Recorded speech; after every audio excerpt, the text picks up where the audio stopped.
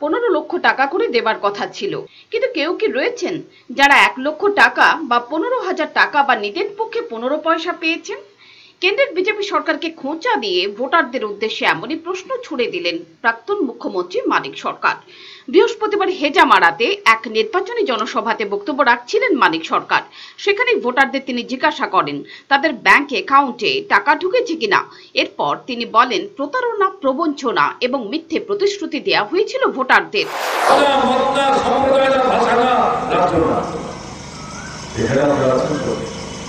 বেশ কয়েকশো মানুষ সামনে বসে আছেন, কেউ কি আছে 15 লক্ষ টাকার কথা, 1 লক্ষ টাকা পেয়েছেন, 15,000 টাকা পেয়েছেন, 15% পেয়েছেন, আপনাদের ব্যাংকে টাকা ঢুকেছে, কেউ না। মিথ্যা কথা, প্রতারণা, প্রবঞ্চনা।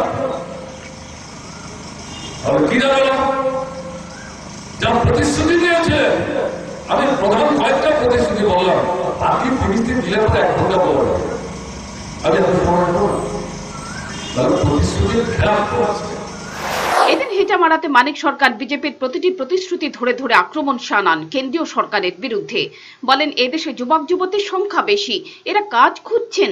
এটা উপলব্ধি করতে পেরে বিজেপি প্রতিশ্রুতি দিয়েছিল তারা সরকারে এলে বছরে 2 কোটি করে চাকরি দেবে। সেই সঙ্গে বর্তমানে দেশে কৃষকদের অবস্থা নিয়েও সরব হন তিনি।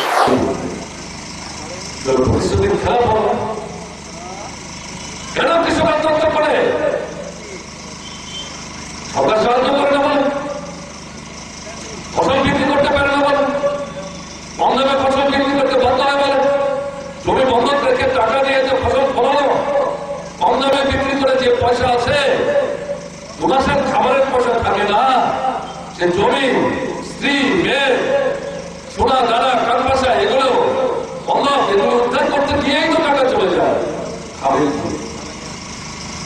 আত্মহত্যা করছেন, বাড়িতে গিয়ে ভোট দিতে পারছেন না, তো প্রতিশ্রুতির খেলা হলো, রক্ষা করলো না।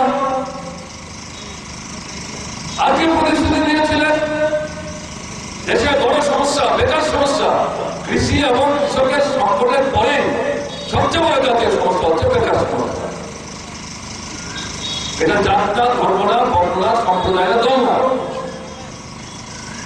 আমাদের দেশের মধ্যে, পৃথিবীতে কম বয়সে ছেলে মেয়ের সংখ্যা সবচেয়ে বেশি।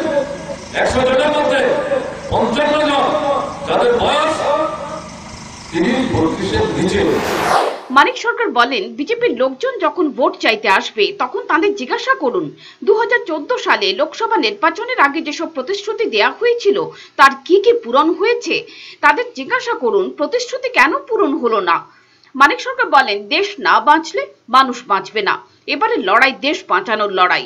যারা ধর্মের নামে, জাতের নামে, সম্প্রদায়ের নামে দেশকে ভাগ করে তাদের ক্ষমতা থেকে দূরে সরানোর লড়াই এবারের নির্বাচন।